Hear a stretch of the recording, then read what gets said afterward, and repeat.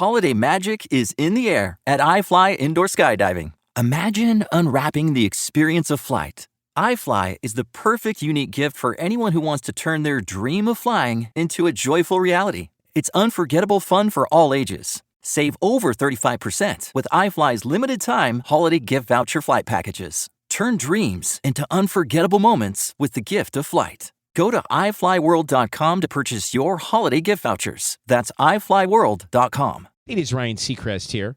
Everybody needs some variety in life. That's what I love about Chumba Casino.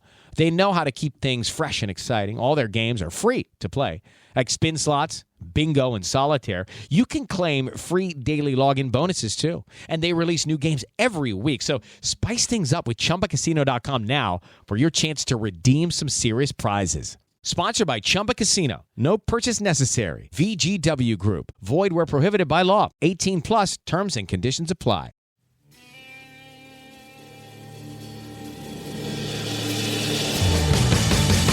You have the right to remain silent. Anything you say can and will be used against you in a court of law. You have a right to an attorney prior to or during any question. If you can't afford one, the court will appoint one for you. Do you understand your rights? When the wolf is at your door, you running's over, that's for sure. He already knows all about you.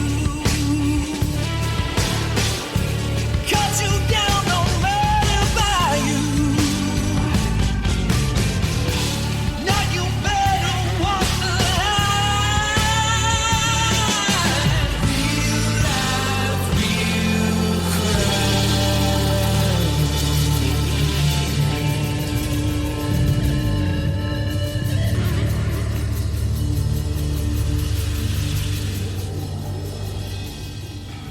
Warning, this episode of Real Life, Real Crime, the podcast, may contain descriptions of acts of violence or that of a sexual nature and should be for people that are 18 years or older. Heed my warning, people. I do not get the facts of these cases off of the internet or from some television show. The facts I'm retelling you were presented to me by the victims of the crimes or the perpetrators who committed the crimes against the victims. My descriptions of the crime scenes, what I saw with my own two eyes. If you're going to get offended, please turn this podcast off now. Thank you. Hello, everybody, and welcome to another episode of Real Life, Real Crime, the podcast. And as always, I'm your host, Woody Overton. And today, we're going to be continuing the series Death Penalty Phase, and I think this is 5. And y'all know, normally I'm raw and unscripted, and I go from memory on my cases, but this case needs to be told in a certain way, and that's what I'm doing. You're getting all the courtroom transcripts. You're getting it verbatim, word for word, and there's a reason why. We're building up to the confession that Eric Mickelson gave over what he did to Christy O'Pryor. He confessed to another murder, and that was not able to be used in Mr. Charles Martin's murder case, but it is able to be used, his confession, even though they never found her body, in the death penalty phase. And when I get done with this, we're going to get with the family. We're going to do a call to action and see if we can't find Miss Christy. All right. I'm rolling with it. So when I left you last, the defense had just got done interviewing Detective Smoltz, and now it's redirect examination by the prosecution. And remember, when I say the name, like Mr. Edwards is prosecutor, I'll say Mr. Edwards, and then I'll say question. That's his voice. The answer will be the detective or whatever witness is on the stand. All right, so beginning, Mr. Edwards. Now, in your initial investigation on the Woolworth Road property, can you describe to the ladies and gentlemen the size of this property? Answer. The property was 22 acres, I was told, and it probably was. It had a pond, and most of the land was grass and had a pond approximately in the middle of it. And in the back of the pond at the fence line, there was a trash pile. Question. So we didn't have a crime scene unit come and look over every inch of the property, correct? Answer. No, sir. Question. First of all, tell us a little bit about that property. What first caught your eye about that property? Answer. It's his property. If you want it to do whatever you want it to on your own property, you can. Question. And was there anything in particular that made you think of anything the defendant ever did? Answer. I just tried to cover all the bases, and his property is one of those. Question. Now, the pond in question, at this point, you don't have any information that someone may have been placed in the pond, correct? Answer. No, sir. Question. And did you go in the middle of the pond? Answer. No, sir. Question. Did you dredge up the pond? Answer. No, sir. Question. Basically, your visual inspection, it looked like a shallow pond. Answer. Yes, sir. Question. That was your estimation of the deepness of the pond, correct? Answer. Around. What I could see walk around it. Yes, sir. Question. And the defense asked you about a specific tip you looked into, correct? Answer. Yes, sir. Question. And this is someone you knew? Answer. Yes, sir. Question. And basically was told that this was not a true story? Answer. Like I say, I've known this man through my work, and he is not telling me the truth, and I knew that. Question. But you still looked into it, correct? Answer. Certainly. Question. And aren't you able to corroborate any evidence regarding that? Answer. Yes, sir. Question. And when you left the sheriff's office, any verification of anyone being with Christy O. Pry after Eric Mickelson? Answer. I'm sorry. Question. Any verification of anyone being with Christy O. Pry after Eric Mickelson? Answer. Oh, no, sir. Question. We talked about corroboration. We know Eric Mickelson said he was with Christy O. Pry, correct? Answer. Yes, sir. Question. In fact, he said he had stopped and she went into the Harley-Davidson store, correct? Answer. Correct. Question. When he was with her and you went to the Harley-Davidson store, correct? Answer. Yes, sir. Question. And you talked to the owner of the Harley-Davidson store? Answer. Correct. Question. And he verified that, correct? Answer. Yes, sir. Question. And then, according to Mr. Mickelson, she got back in the car and they went to another location. Answer. Yes, sir. Question.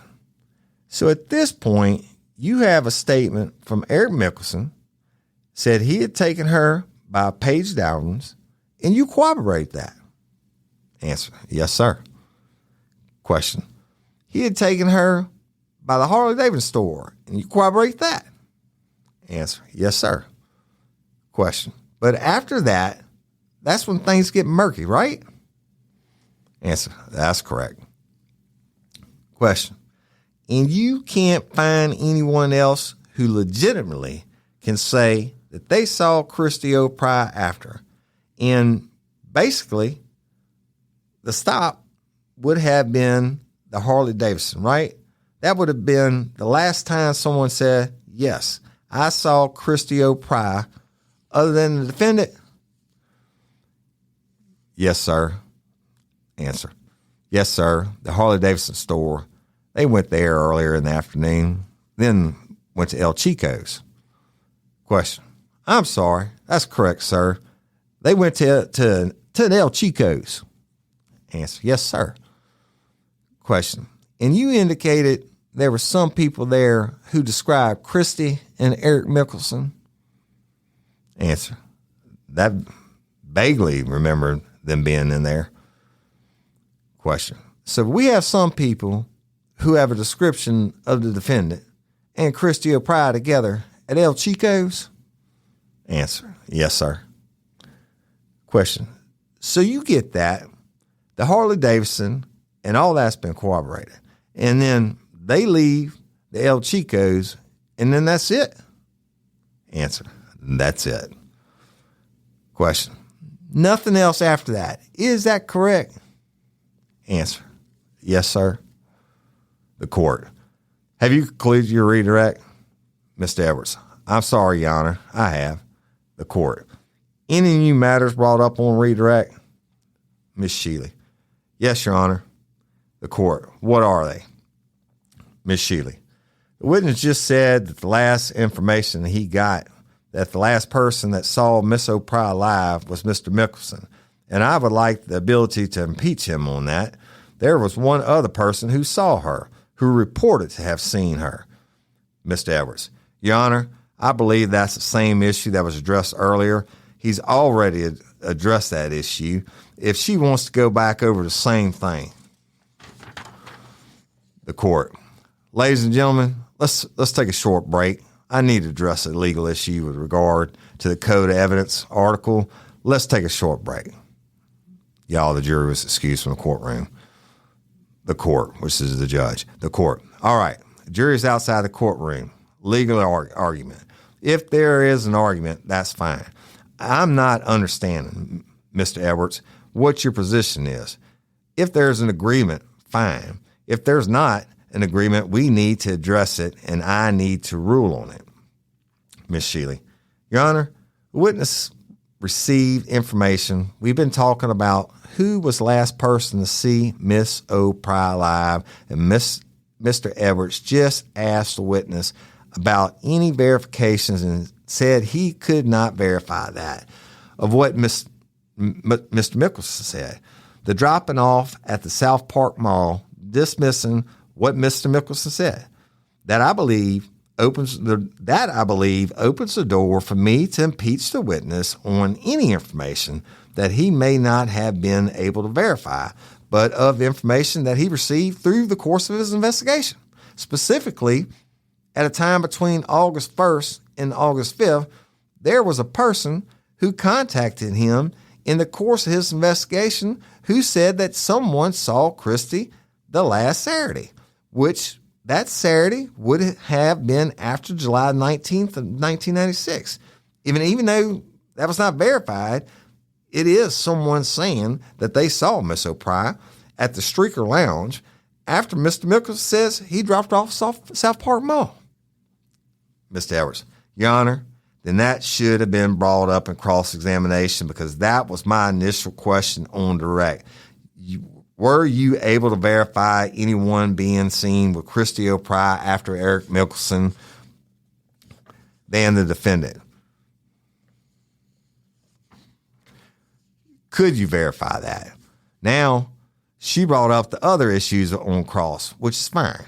On redirect, I asked the same question. Were you able to verify anyone being present with Christy O'Pride after Eric Mickelson was seen with her? We went through how he was able to verify the defendant's statements, but this is obviously something that was not verified. She could have brought that up on cross-examination. I have not opened up a new door on that. I think this is starting to get repetitive, the court. All right, have a seat, please. My viewpoint is first all of this. The Code of Evidence applies here. Ms. Shealy sought to get into hearsay, and I saw this freight train coming. But because the objection was so weak in your position, Mr. Edwards, I indicated that if Ms. Shealy wanted to get into hearsay, it would be okay. But there would be wide latitude for her, and by that, I meant wide latitude for the state. Miss Sheely got into all kinds of hearsay stuff that the state cannot cross-examine. I suspect, and then the redirect by you, Mr. Edwards, in my view, did not open up that door. I kept waiting for the door to really be walked through, as we might say, to use the vernacular, and you never really did it. It was a really clean redirect in my view, because I view this as being wide latitude with respect to this witness at this point.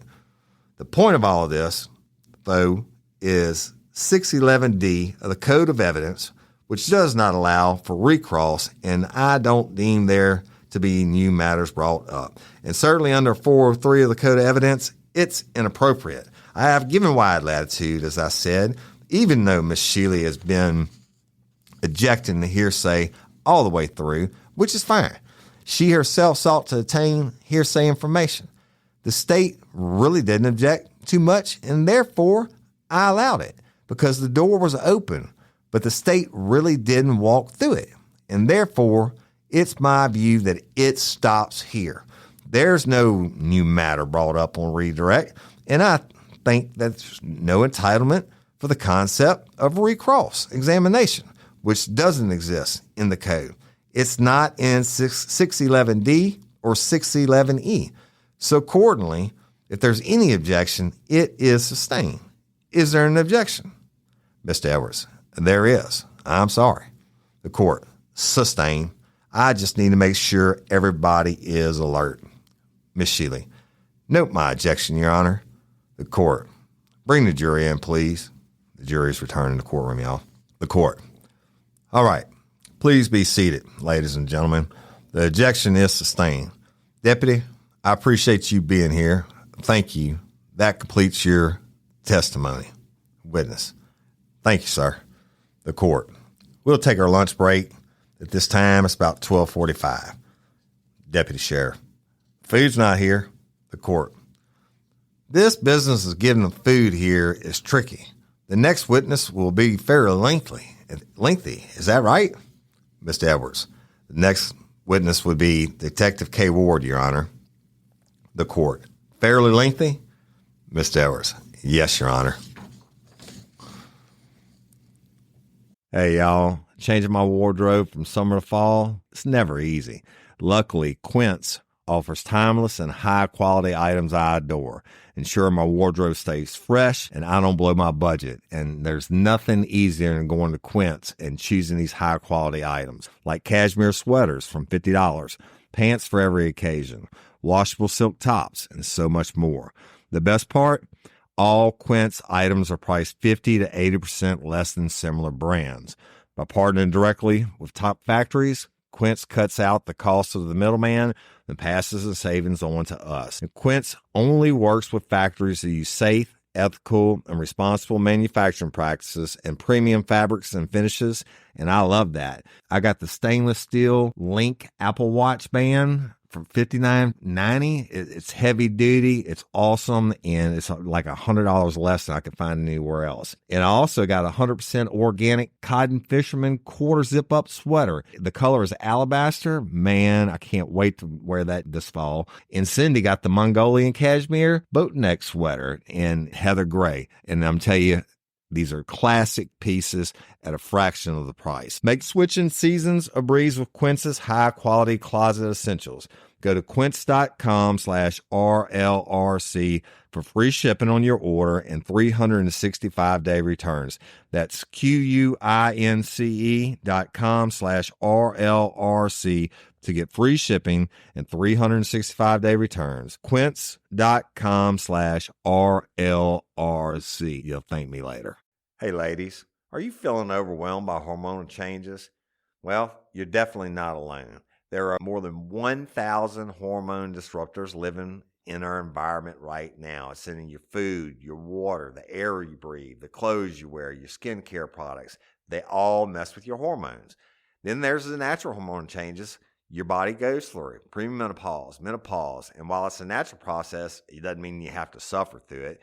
The good news is You don't have to suffer through it anymore because now you have Hormone Harmony, a formula made only with herbal ingredients that are shown to reduce hormonal symptoms in women of all ages. Hormone Harmony is not just a hormone support and supplement, it's become a phenomenon. Women can't stop talking about it on social media. A bottle of Hormone Harmony is sold every 24 seconds. And the biggest benefit? Well, my wife says it makes her feel like her own self again. And that's what women mention over and over in the reviews. And there are over 30,000 reviews for Hormone Harmony. And for a limited time, you can get 15% off your entire first order at happymammoth.com. Just use code RLRC at checkout. That's happymammoth.com and use code RLRC for 15% off today. That's happymammoth.com and use code RLRC. The court. Let's take a lunch break at this time. It's 12:45, and I anticipate the lunch being here very soon. Let's plan on it about 1:30 or 1:45. We're not going to start without you, ladies and gentlemen, so I want you to take all the time you need to eat lunch. Please do not discuss the case, as tough as it is. That rule is back in effect. We all know that, and I'll see you about 1:30 or 1:45. The jury was excused from the courtroom. The court. Thank you, 1:30. Short recess was had. They come back in, y'all. The court. Please remember not to use cell phones in the courtroom in any way, shape, or form, please. All right. The defendant is present with counsel. Everybody ready to proceed with the next witness? Mr. Edwards. Yes, Your Honor. The court. Bring the jury in when they're ready. Deputy Sheriff. Yes, Your Honor. And the jury is returned to the courtroom. The court. Please be seated. Good afternoon. The court. Please be seated. Good afternoon. And Mr. Edwards, please call your next witness. Mr. Edwards. Your Honor, the state would call Detective K. Ward. Detective K. Ward, having first been duly sworn and testified as follows. Direct examination is by Mr. Edwards. Question. Detective Ward, can you please state your name for the record? Answer. Yes, I'm Detective K. Ward with the Bossier Parish Sheriff's Office. Question. And Detective Ward, how long have you been with the Bossier Parish Sheriff's Office? Answer. About 2 years. Question. And what are your current duties with the Bossier Parish Sheriff's Office? Answer. I'm assigned to the Detective Bureau. Question. Before you went to Bossier Parish, where were you employed? Answer. The Caddo Parish Sheriff's Office. Question. And how long were you with the Caddo Parish Sheriff's Office? Answer. 17 and a half years. Question. And what were your duties at the Sheriff's Office during the majority of that time? Answer. From August of 96 till I left in 2009, I was a detective. Question. So, in August of 1996, that's when you first moved into the detectives unit of the Caddo Parish Sheriff's Office? Answer. Yes. Question. And as one of your first cases in moving in, were you involved in the missing purse case of Christy O. Pry? Answer. Yes, I was. Question. And were you familiar with an individual by the name of Eric Mickelson? Answer. Yes, I am. Question. The person you know as Eric Mickelson, do you see him in court today? Answer. Yes, I do. Question. Can you identify where he's seated and what he's wearing? Answer. Yes, he's seated between his counsel, and he has glasses on, has a beige shirt with a black and striped tie. Mr. Edwards. Let the record reflect the witnesses identified defendant in open court. Question. Detective Ward, when you started with the detective's office, you came on to the Christy O. Pry case, correct? Answer, yes. Question, you weren't the lead detective at the time? Answer, no. Question, who was the lead detective? Answer, Charlie Schultz. Question, and it's my understanding that Detective Schultz left the Caddo Parish Sheriff's Office in 1996? Answer, he did. He left about 6 months after I came in the detectives. Question, and when Detective Schultz left, another detective took over. Can you kind of explain to the ladies and gentlemen of the jury, a lead investigator, how that works? Answer, whenever Charlie Schultz had the Christy Pry case, I came on in August of 1996. Detective Roy Tabor and I, since I didn't have that much experience, assisted Charlie in the Christy Pry investigation. So I was there from August until I left in 2009, and I assisted with that missing persons case all those years, through those years. Question, throughout all the detectives at the Caddo Parish Sheriff's Office, were you the detective who had the longest tenure on Christy Pry's case? Answer, I was. Question, now, was this considered a high media case at the time? Answer, it was. And what type of media are we talking about? And answer, of course, it was here locally, and it received national airtime on different programs. Question, as a result of that, and I don't know, have you dealt with other missing person cases? Answer, I have. Question, and does the media tend to influence the number of leads you'll get in the case? When I say leads, the number of hits or, anonymous tips or whatever the case you would get in the case? Answer, it does. Question, was that the case in the Christy Pry case? Answer, yes. Question, did you get a number of different tips in this matter? Answer, yes. Question, and some of the tips saying one thing, some tips saying another, correct? Answer, yes. Question, as part of your responsibility as a sheriff's deputy in a missing persons case, is it your duty to respond and investigate these tips? Answer, yes, it is. Question, and so through the course of your investigation on the Christy Pry case, did in fact you investigate a number of tips regarding Christy Pry? Answer, yes. Question, and until we get to the date of July 2007, did any of those tips lead to any corroborating information as to a suspect? Answer, no, they did not. Question, did any of those tips lead to any instance that Christy Pry might still be alive? Answer, absolutely not. Question, but you investigated every tip that came your way, correct? Answer, yes. Question, now, as part of that, did you do a number of searches in different areas looking for Christy Pry? Answer, yes, we did. Question, can you relate to the ladies and gentlemen of the jury the general nature of these searches, the time period, and the general areas that you look for Christy Pry? Answer, yes.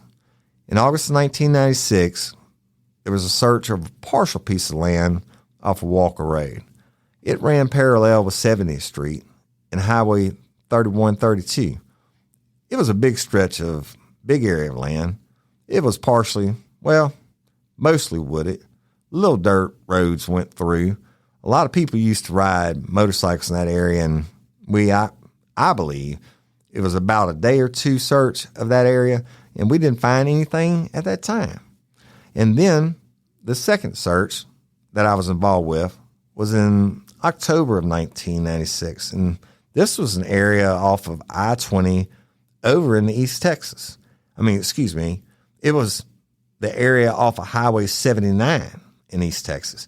And we went there about 20 miles in East Texas on that highway, and we searched any abandoned buildings that were not too far off the roadway and covered all those up and down both sides of that highway on the search, and nothing was ever found. In October of 1997, there was a search of a wooded area in front of the mobile home that Christy lived in when she went missing. Like I say, a little wooded area there and off to the side. And there was a little wooded area, and we searched that. Nothing was found there. In December of 1997, there was a search of some property off of Linwood Avenue. It was a little wooded area there at the Lake Village Trailer Park. A search was done there. Nothing was found there. And in August 1998, there was a wooded area behind Lowe's parking lot off of Mansfield Road, and Eric lived near that way. Even when he was a child growing up through the years, it was an area where he would play and ride his bike and things like that. And we had gotten a tip, and we searched that area and didn't find anything there. And in November 1999, we had searched at the trunk of a car, and there was a strand of hair that was found there in a wooden club. And we sent those to the crime lab, and that was tested and did not come back as anything that was tested negative for anything that had to do with Christy. And there was an area in March of 2002, some property at the corner of Woolworth Road and Colquitt Road where they intersect. There was a wooded area. That area was searched there. And through the years, Eric's 22-acre property off Woolworth Road has been searched with cadaver dogs thoroughly. And a 2 or 3 day search was done with the cadaver dogs, and nothing was found at that time either. Question. So, in the time period we're talking about, the sheriff's office not resting on their heels. The sheriff's office is out looking for Christy O'Pry. Answer. Yes. Question. And you're following any tips that come along, correct? Answer. Yes. Question. And Christy O'Pry, her body does not turn up. You do not find any evidence that she's alive. Answer. No. Question. And during that time period, do you ever develop any primary suspects other than Eric Mickelson? Answer. No. Question. So he maintained during that entire period, in that entire time period, he remained the primary suspect? Answer. Yes. Question. And was he still the last person during the entire time period that you could verify that was last seen with Christy O'Pry? Answer. Yes, he was. Question. Now, I'm going to move forward to July of 2007, specifically getting into the night of July 12th, 2007. Were you with the sheriff's office at that time? Answer. Yes, I was with the Caddo Sheriff's Office. Question. And did you receive a call? Answer. Yes, I did. Question. And what was the nature of that call you received? Answer. I was on call that week, and I was instructed by my supervisor to meet with the Shreveport Police Department employee at an area on Woolworth Road near Colquitt Road. And they said they're working on an investigation. Just go there because you'll need to assist them in that investigation. That's all I knew at the time. Question. And when you arrived at that location, did you recognize the location? Answer, yes. When I went down Woolworth Road, I'd been down that road many times. And of course, I was very familiar with Eric's 22 acres of property there. And when I got to that 22 acres, that's where all the SPD cars were. And I was absolutely just in shock, really. So, of course, I got out and talked to the deputies there and officers and they told me what had happened with Mr. Martin and that Eric had made some admissions of also killing Christy O'Pry. Question. And when you received this information, what did you do next? Answer. I waited there.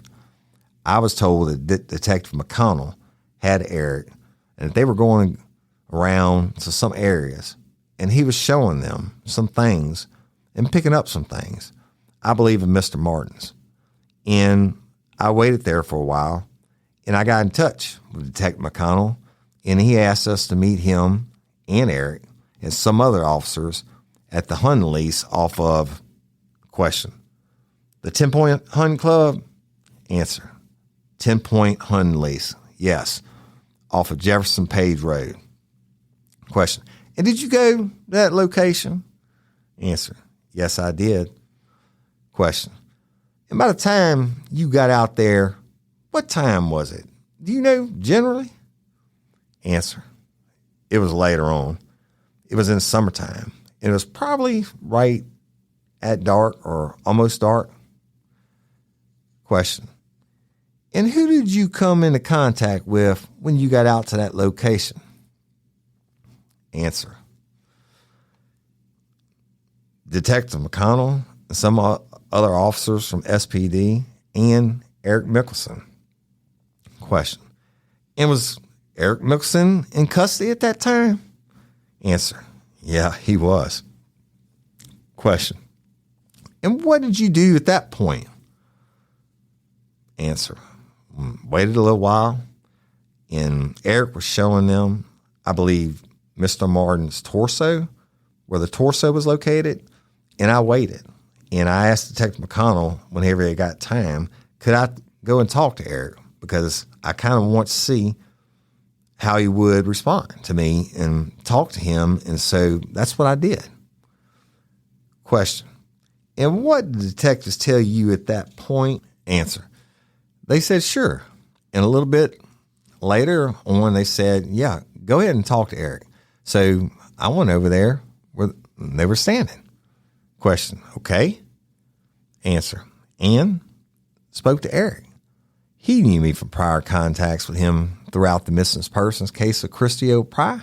And I asked him, would it be okay if he had talked to me in a little while? And he says, sure. I told him it's been a long time.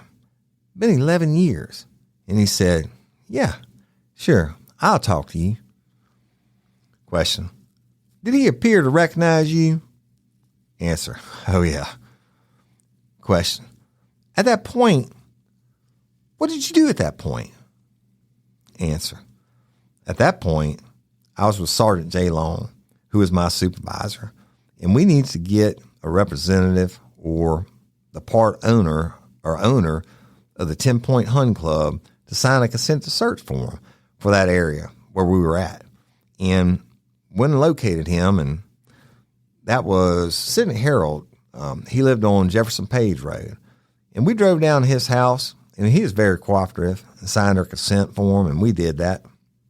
And we then went and looked at the culvert where Eric had told Detective McConnell that he had put Christy O'Pry's torso.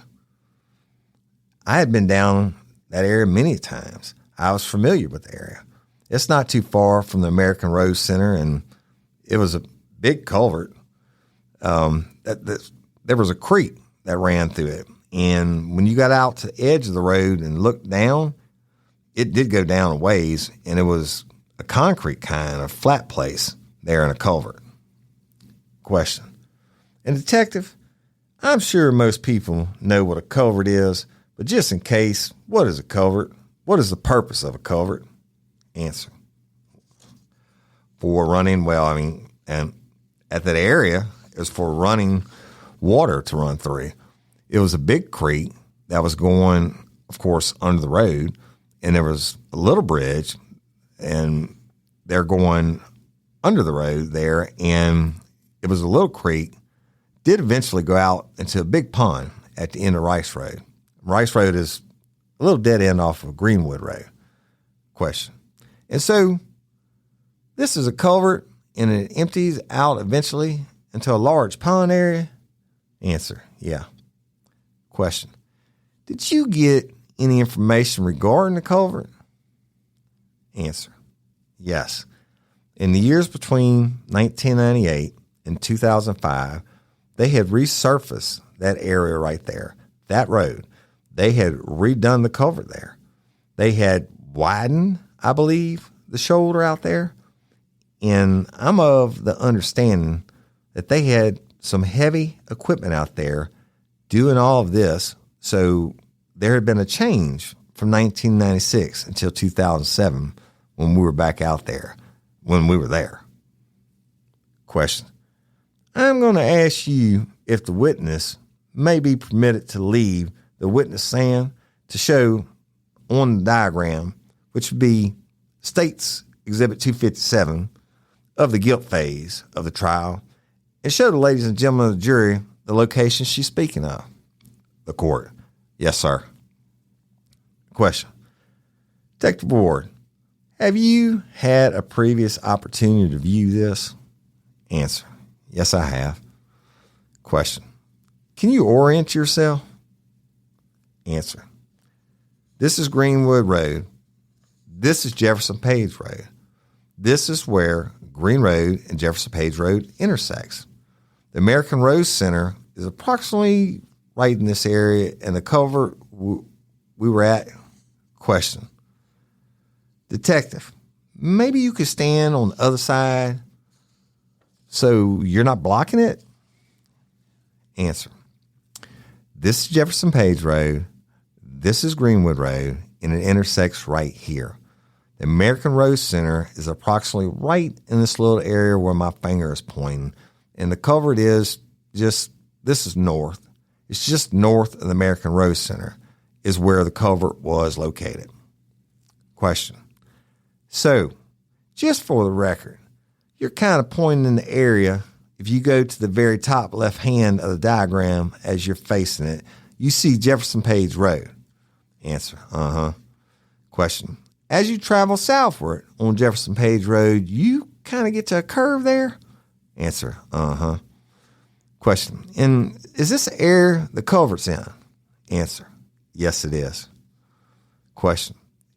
And this is just down the road to the 10-point Hun lease? Answer. 10-point Hun lease. Yes. Question. And once again, what were dimensions of that area, that culvert? Answer.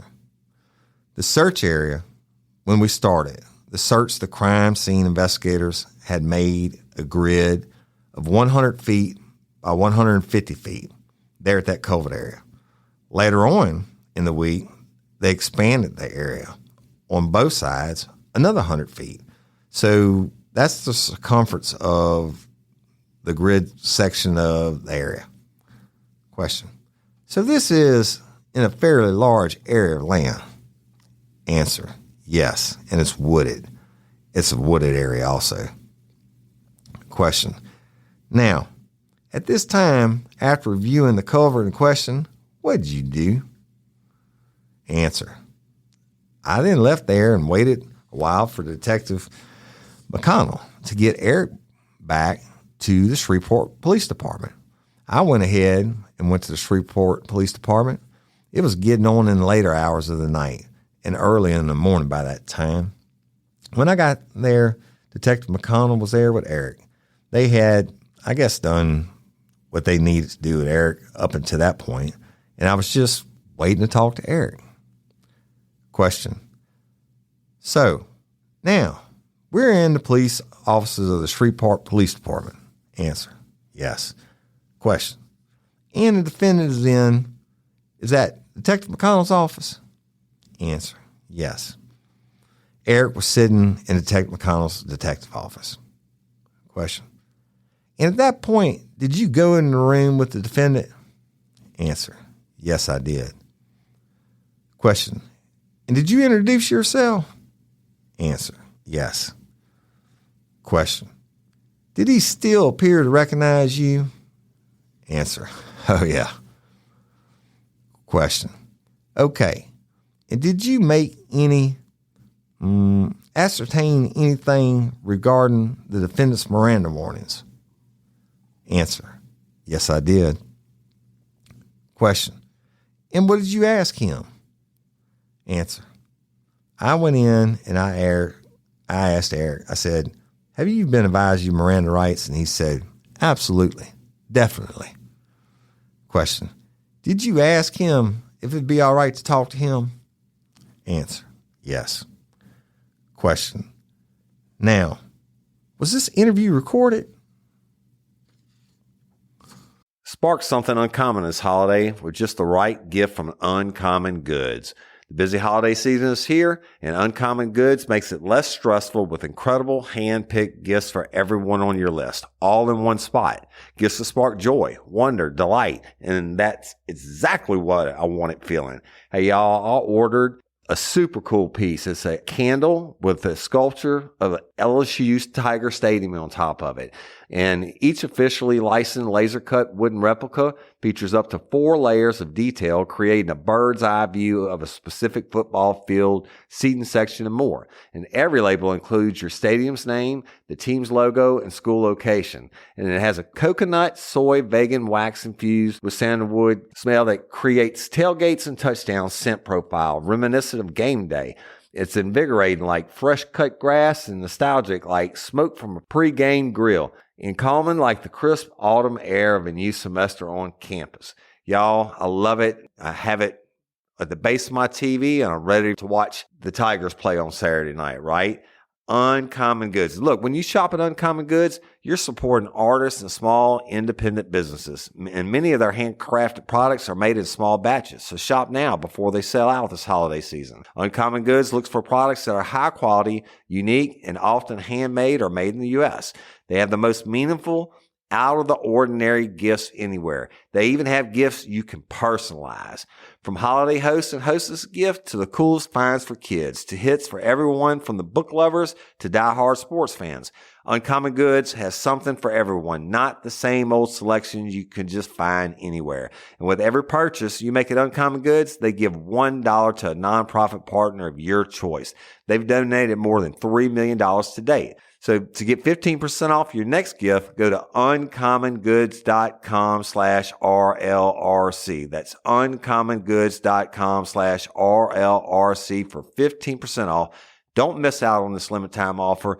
Uncommon Goods, we're all out of the ordinary. It can get lonely climbing Mount McKinley, so to entertain myself, I go to ChumbaCasino.com. At Chumba Casino, I can play hundreds of online casino-style games for free, like online slots, bingo, Slingo, and more. Plus, I get a daily login bonus. It's just too bad that up here, I don't have anyone to share my excitement with. Woohoo!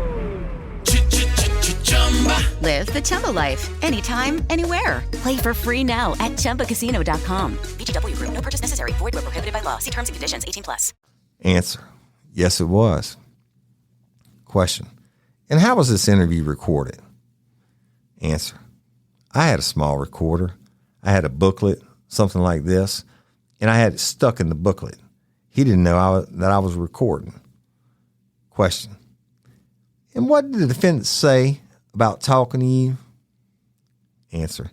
He was very eager to talk to me. Like I say, it had been 11 years since I had really talked to Eric. I had seen him, though, through the years, but I had not talked to him. Question.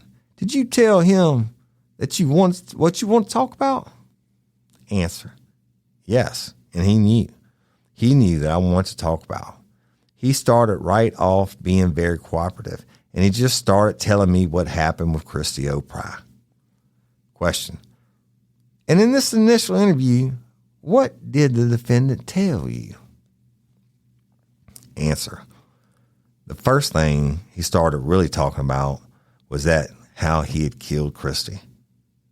He had, of course, we had been before when she went missing, you know. We had his first story of what had happened, and then he kind of alluded to that he started to tell that he did go to his property, the 22 acres on Woolworth Road. He told me when he drove up on the property is when he killed her. He told me that he wrung her neck. He told me he killed her, that while he was killing her, he killed her in his truck, the cab of his truck. He told me it was quick. He told me that while he was killing her, he was looking in her eyes. He was talking about how he killed her, like I say, and then he took her on up into the property and his pond. And the property was about middle ways of the property, kind of right in the middle of the property. And he told me that he went up there and he put her in the pond.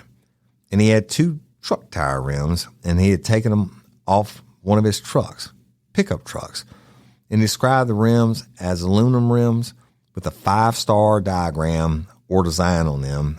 And he said that to keep her down in the pond, to hide her, he put those 2 aluminum rims on top of her while she was in the pond.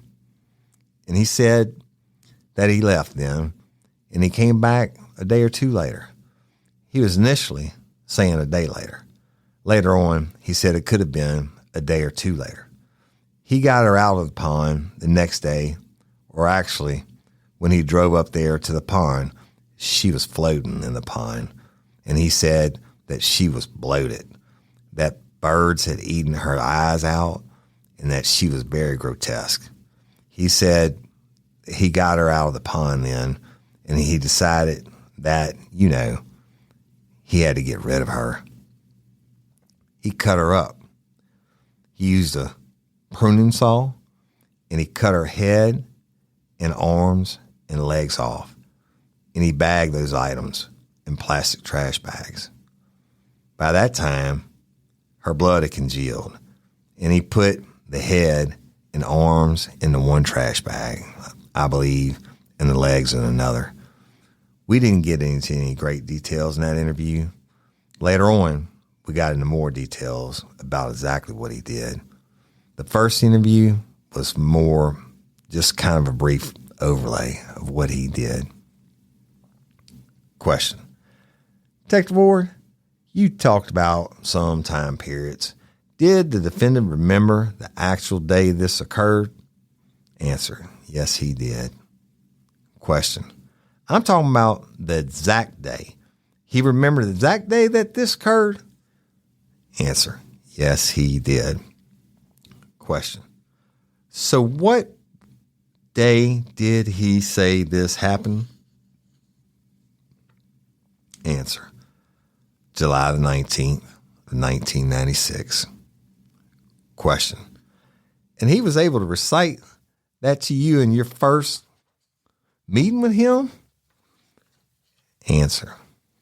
Yes, he was. Question. And did the defendant say after he killed her how many days, or he indicated on that day he put her in the pond, correct? Answer. Yes. Question. Did he indicate how long she was in the pond? Answer. In this interview, he told me that he went back there the next day. Later on, some other interviews, he didn't know if it was the next day or the next day that he went back. Question. So we're talking about apparently in the defendant's statement, the victim is in that pond either 1 or 2 days. Answer. Yes. Question. So by the time August 1st would have come around, according to the defendant, would she have been in the pond at that point? Answer. August 1st of 1996? Question. Yes. Would she still have been in the pond on that day? Answer. No. Question. And you are aware that's around the time period the sheriff's office looked at the pond or looked into the pond? Answer, yes. Question, what was the defendant's demeanor during his statement? Answer, just matter of factly. He was kind of tired, which I was tired too. Like I say, we had been up late and it was going into the early morning hours, but he was very cooperative. He had no problem in talking to me about it. He didn't want me to put his name on that as far as killing Christy. It's what he said then. Question. So at this point, he doesn't realize he's being recorded? Answer, no. Question. And he does not want it coming out that he's telling you this? Answer, right. Question. Even to the victim's family? Answer, yes. Question. Now, you indicated he was tired. Did you ask him if it was all right for you to come back at a later date? Answer. Actually, he asked me to come back. Question. So it was his request?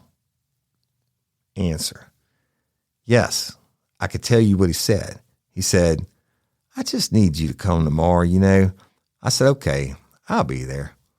Question. And in fact, did you return the next day? Answer. I did. Question.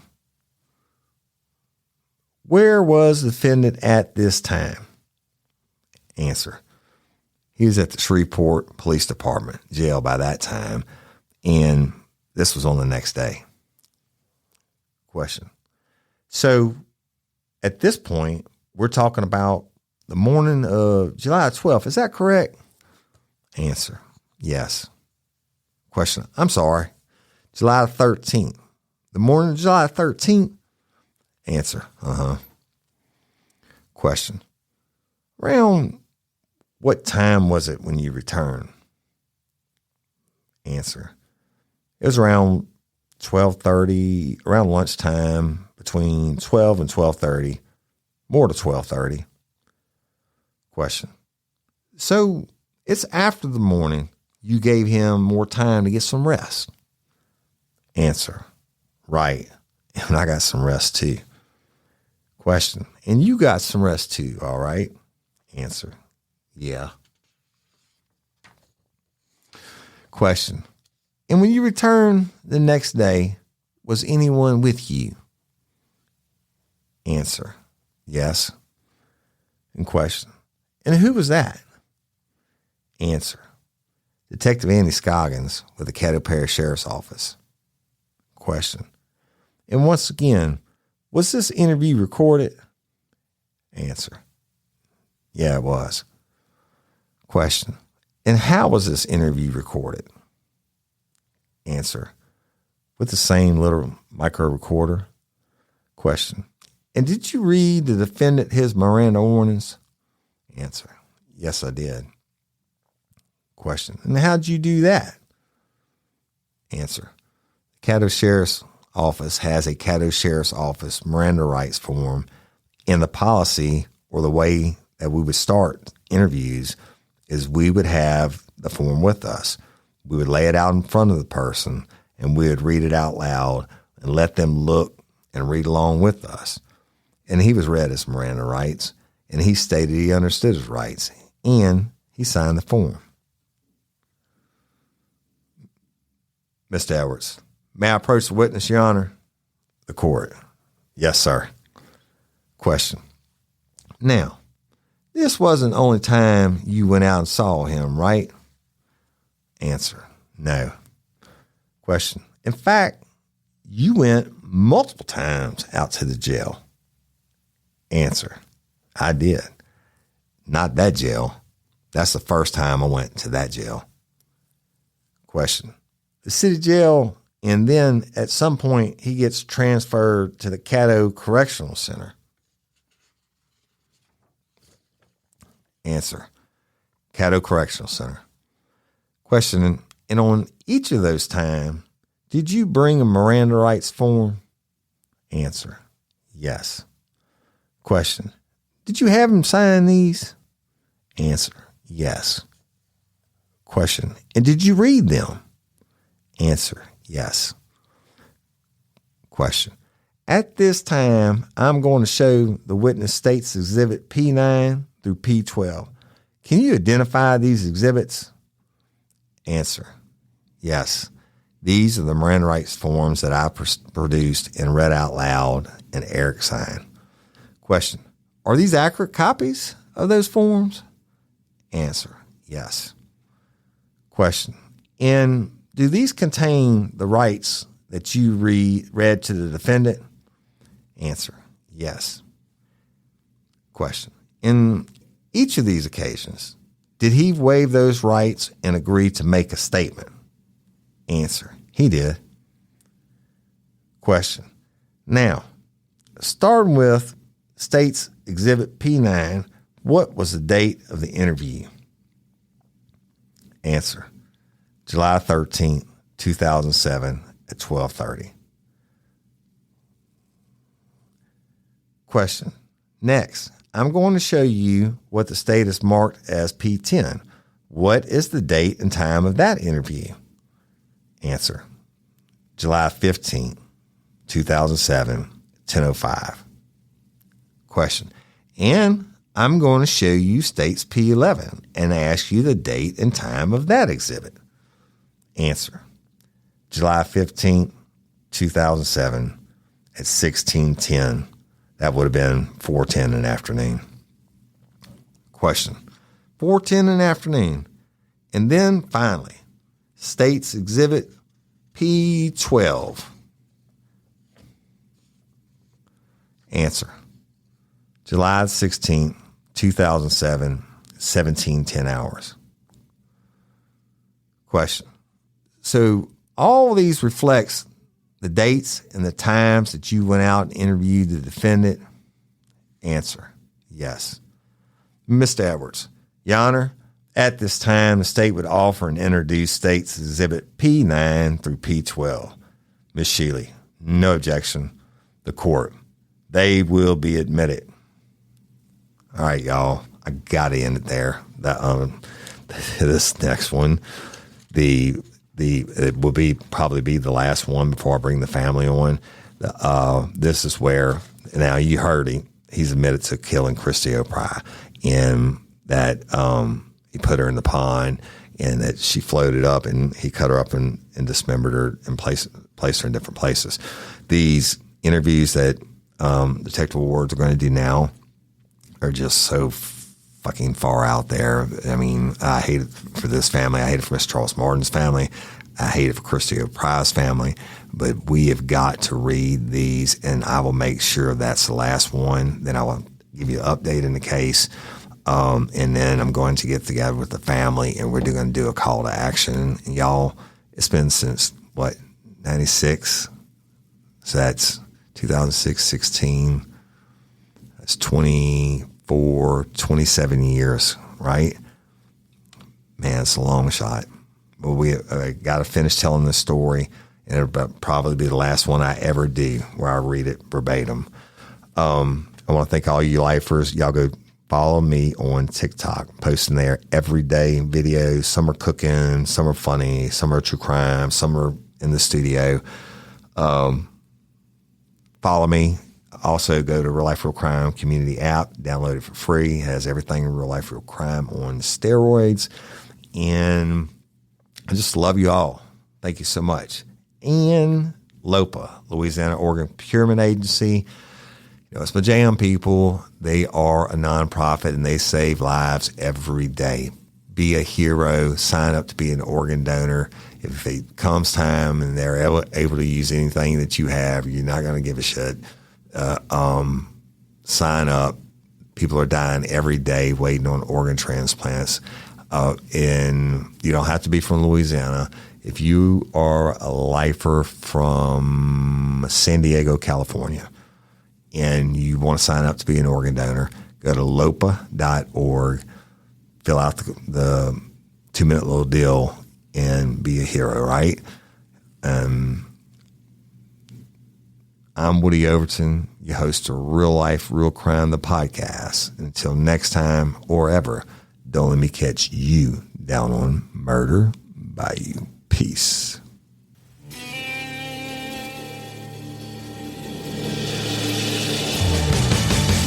You have the right to remain silent. Anything you say can and will be used against you in a court of law. You have a right to an attorney prior to and during any question.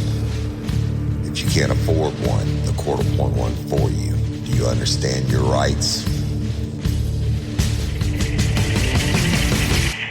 When the wolf is at your door, your running's over, that's for sure. He already knows all about you. Cut you down on Murder Bayou. Now you better walk the line. Real life, real